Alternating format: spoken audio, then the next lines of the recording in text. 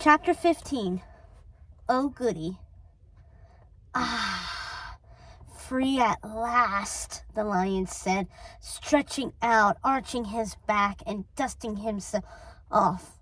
The pelt had expanded and filled out into a form of a grown, tawny lion with a black mane that was both regal and unkempt at the same time. He had a thin pink scar slashed over his left eye that gave him a sinister appearance, as did his eyes, which glowed with neon green light.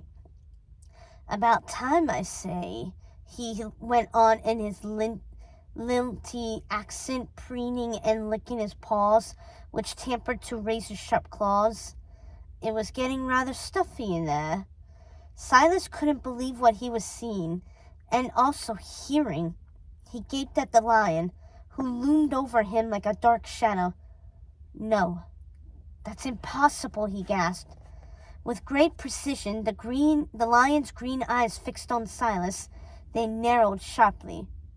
Oh, now, who do we have here? He said in his lilting voice. A tasty morsel? I am feeling quite famished. Been locked away for a lion's age, I'd say. Or maybe an elephant's? How dreadful, don't you think? No, this isn't real. It can't be, Silas said, pinching himself hard on the arm, sure that he was trapped inside another nightmare. Lions couldn't talk, and they didn't materialize out of old, dusty chests stuffed inside a closet. Not to mention his accented voice, which sounded both melodic and threatening at the same time, like something out of an old play. Oh, real is a matter of perspective, the lion mused, stroking his thick mane. But I assure you, I've got sharp teeth that can bite. Is that real enough for you? In a flash, the lion bared his razor-sharp teeth and snapped at Silas, transforming from diplomatic to predator in an instant. Silas jumped back from the gnashing teeth, still clutching the staff. His heart leapt into his throat, while adrenaline shot through his body. This couldn't be happening. Without thinking, he thrust the staff up to ward off the attack. Stay away! Don't hurt me, he hissed at the lion. Oh, I quiver with fear, the lion said in a mocking voice, almost sounding offended. But then he snapped at Silas with his teeth. The staff lit up, glowing with red light. The lion yowled and cringed back from it. Silas looked down at the staff in awe. He could feel energy pulsing through the polished wood. Was it protecting him? That staff doesn't belong to you, the lion snarled at him. Hand it over. Now. No, stay back, Silas said, holding it up. His heart hammered in his chest, and his hands shook. But he swallowed his fear and thrust the staff out to fight off the lion. So rude, the lion said with a mournful shrug. Someone should teach this cub some manners. With that, he pounced and slashed at Silas with his razor-sharp claws. Silas dodged the blow, just barely. They whizzed past his head, but then the staff lit up, and this time it hurled a bolt of red light at the lion, who howled in alarm and cringed away, clearly hurt by the shock. Before Silas could do anything more, the lion snarled and slashed at him again, then sprang from the chest, shirking the pelt. His ghostly form shimmered with ruby light. He lopped toward the open window. The ghost leapt through it, slashing at the curtains and escaping into the dark night. The shredded material floated back down to flap over the window. As soon as he had appeared, he'd vanished like a spirit into the dark of night. The coyote started howling again and grew louder, while the creepy laughter rang out, as if welcoming this fearsome predator back into their midst. Silas was left alone with only the eerie chorus keeping him company. He still clutched the staff in his white knuckles. It had fallen dark again. The chest was thrust open in the closet. His heart hiccuped and thudded in erotic rhythm, and making him shake with fear. Silas shook his head. The staff only looked like a plain wood staff now.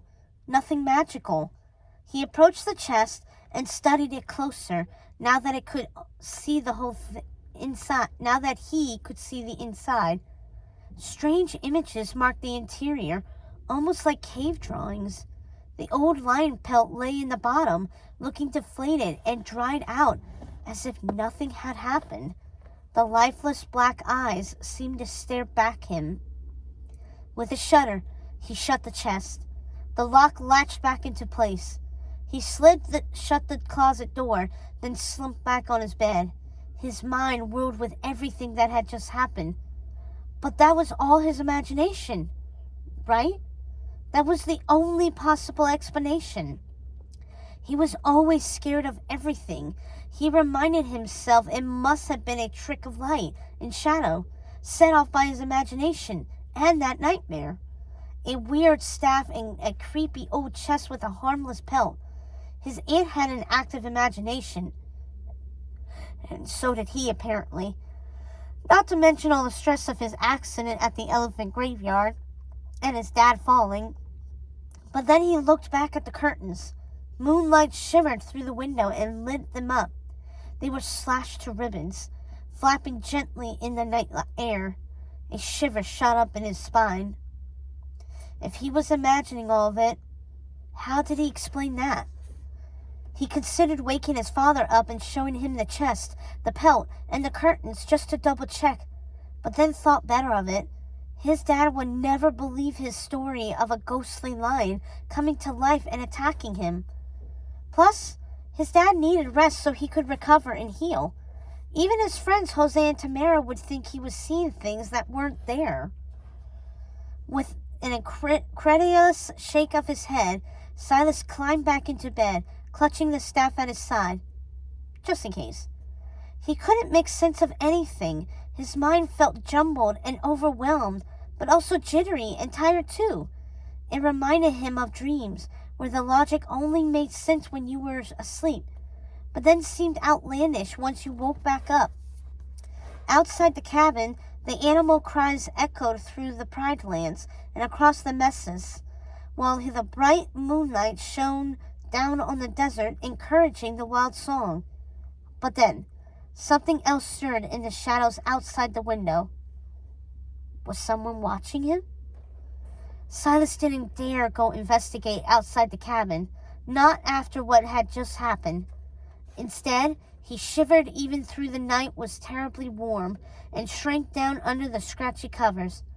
Eventually, he fell into a restless sleep full of more broken dreams, pierced by snarls and growls and giggles and razor-sharp claws, tearing at him and jagged teeth mauling him. He ran through the Pride Lands, trying to escape from the fearsome lion hunting him. But he couldn't get away, no matter how hard he tried. He attempted to run faster, but it made no difference. He could hear the rustle of padded feet tearing through underbrush. He glanced behind him. The green eyes followed him, tracking his movements through the moonlit night.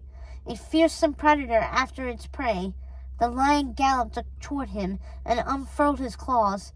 But instead of snarls and growls, a strange, lilting voice reverberated out of his jaws. "Good night, sweet prince." Then the lion lunged at Silas, his deadly claws extended and aimed at his neck.